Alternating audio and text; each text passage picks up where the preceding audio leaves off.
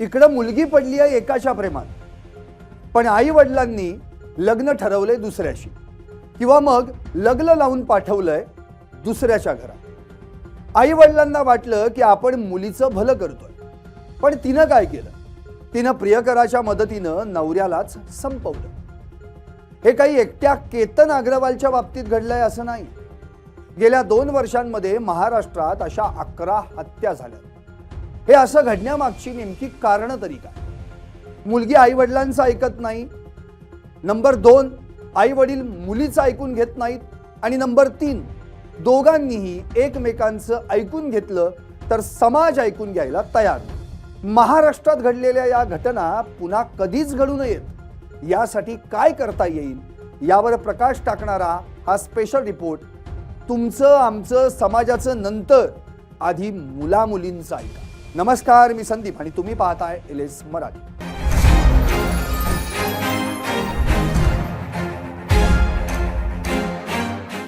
मुलामुलींची पसंती नाकारून त्यांच्या मनाविरुद्ध लग्न ठरवणाऱ्या अथवा लग्न लावून देणाऱ्या आई वडिलांनी समाजाचं ऐकून घेण्यापूर्वी आपल्या मुलामुलींचंही ऐकून घ्यायला हवं। त्यांच्या मनाविरुद्ध निर्णय घेण्यापूर्वी त्यांना देखील समजून घ्यायला हवं। पण आजच्या 21व्या शतकात आजही समाज काय म्हणेल या दबावापोटी बहुतांश आई वडील आपल्या मुलामुलींचं ऐकून न घेता जबरदस्तीनं त्यांच्या मनाविरुद्ध त्यांना निर्णय घ्यायला भाग पाडतात आणि एकदाचं लग्न लावून मोकळे होतात। इकडं लग्न लावून दिलं, आता आपली जबाबदारी संपली असं मानून आई वडील आपण आपलं कर्तव्य पार पाडलं या आविर्भावात जातात। मात्र तिकडं नापसंत असलेल्या मुलामुलींच्या संसारात काय संकट उभं राहू शकतं यापासून अनभिज्ञ राहतात।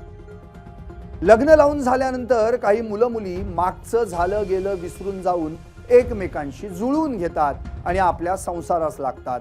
अशीही अनेक उदाहरणं समाजात आहेत। पण लग्न ठरून अथवा लग्न होऊनही ज्यांची मनं जुळत नाहीत अशा मुलामुलींचं काय?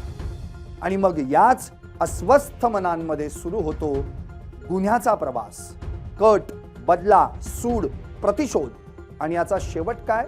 तर मारहाण, हत्या, आत्महत्या आणि रक्तरंजित शेवट। आता या नुकत्याच घडलेल्या केतन अग्रवाल प्रकरणात काय घडलं पहा।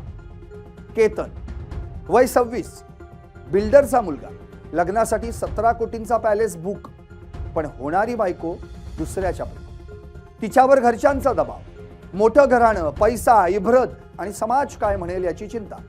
पण परिणाम काय झाला? होणाऱ्या नवरीनंच किल्ले लोहगडावरून 350 फूट खोल दरीत ढकललं। वर ढकलूनच्या ढकलून तो पाय घसरून पडल्याचं नाटक केलं। पण खोल दरीतून वर आलेल्या सत्यानं ओरडून ओरडून सांगितलं हा अपघात नव्हता, घातपात होता, हा पूर्वनियोजित हत्येचा कट होता। अग्रवाल गोयल या दोन्ही कुटुंबांतील आई वडिलांना काय मिळालं?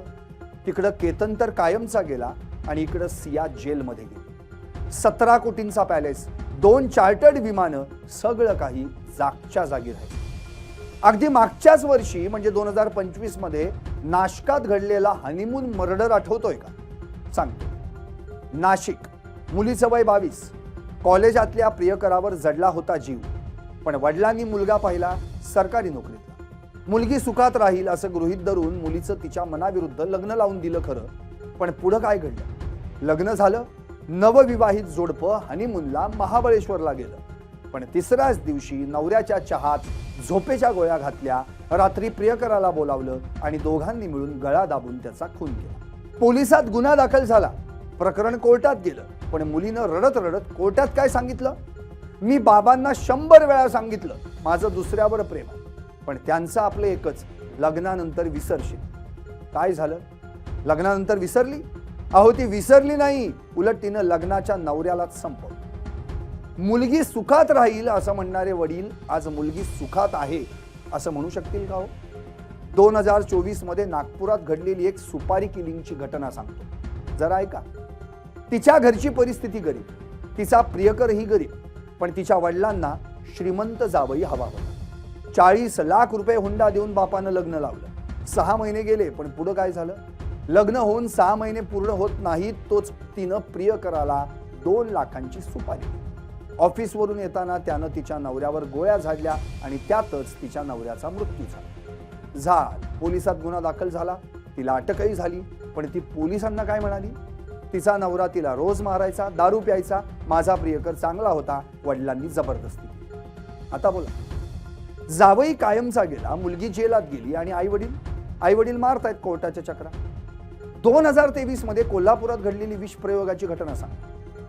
तिचं लग्न लावून दिलं आणि लग्नानंतर 3 महिन्यातच तिला वैधव्य आलं, म्हणजे तिच्या पतीचा मृत्यू झाला. मृत्यूचं कारण काय होतं? तर त्याच्या जेवणात घालण्यात आलं होतं उंदीर मारण्याचं औषध. गुन्हा दाखल झाला, पोलीस तपास सुरू झाला आणि चौकशीत समोर आलं एक धक्कादायक सत्य. तिचे 5 वर्षांपासून प्रेमसंबंध होते, पण तो जातीच्या बाहेरचा असल्यानं घरच्यांनी त्याच्याशी लग्न लावून देण्यास नकार दिला. समाज काय म्हणेल म्हणून घरच्यांनी तिला दुसरीकडे दिली. ती प्रियकरापासून गर्भवती राहिली होती. आता हे जर नवऱ्याला कळलं तर काय होईल म्हणून तिनं त्या आधीच नवऱ्याला संपवलं. बोला आई वडिलांनो, बोला. समाजातील सुज्ञ सुशिक्षित नागरिकांनो, अशा किती घटना सांगा. आता या सर्व घटनांमध्ये कॉमन काय आहे? दबाव, गरीब श्रीमंत दरी, समाज काय म्हणेल आणि लग्नानंतर सगळं नीट होईल हा गैरसमज. पण परिणाम काय झाला? खून, आत्महत्या, जेल. आता जाता जाता यावर काही उपाय हाती लागतायत का तेही पाहूया. मुलामुलींनी सर्वात आधी हे लक्षात घेतलं पाहिजे की आपण आपल्या आई वडिलांमुळे हे जग पाहू शकतो. त्यामुळे सर्वांपेक्षा मोठं कोण? तर आपले आई वडील. आपल्याला लहानाचं मोठं केलंय त्यांनी. आपल्याला शिकवून समाजात मानानं जगण्याच्या पात्रतेचं बनवलंय. त्यामुळे ते नेहमी आपल्या भल्याचाच विचार करणार हा विश्वास बाळगा. त्यांच्या मतांचा आदर राखा. इथं आई वडिलांनी देखील काही गोष्टी लक्षात घ्यायला हव्या. आधुनिक युगात वावरणारी आपली मुलं मुली आज चांगली शिकली सवरलेली आहेत, नोकरी व्यवसाय करणारी आहेत. त्यांना त्यांच्या आयुष्याचा निर्णय घेण्याचा पूर्ण अधिकार आहे.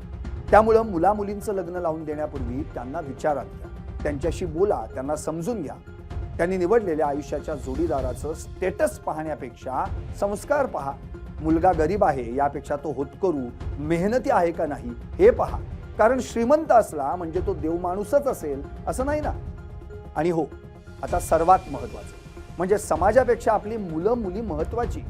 समाज लग्न मंडपात पण येतो आणि स्मशानात पण. समाज काय येतो आणि निघूनही जातो. पण मुलगा असो की मुलगी, पोटचा गोळा निघून गेल्यानंतर आयुष्यभर रडावं लागतं ते तुम्हाला आम्हालाच काय पटतंय ना. आणि आता अगदी शेवटचं, आपण इथं कोण्या विशिष्ट व्यक्तीला अथवा समाजाला दोष देत नाही किंवा कोणत्याही गुन्ह्याचं किंवा आरोपीचं समर्थनही करत नाही. उलट गुन्हा करणाऱ्याला कठोरात कठोर शिक्षा झालीच पाहिजे, पण तो गुन्हा घडूच नये म्हणून आपणही इतरांना समजून घेतलं पाहिजे, ऐकलं पाहिजे. इथं कुणीच कुणाचं ऐकणार नसेल तर असे गुन्हे घडतच राहणार. अस्वस्थ मनांमध्ये कट, बदला, सूड, प्रतिशोधाच्या भावना उमटतच राहणार आणि मग त्याचा शेवट हा असा वाईट होणार. त्यामुळं तुमचं, आमचं, समाजाचं नंतर बघू, आधी आपल्या मुलामुलींचं ऐकू. तुम्हाला काय वाटतं? व्हा व्यक्त आणि पाहत रहा LS मराठी.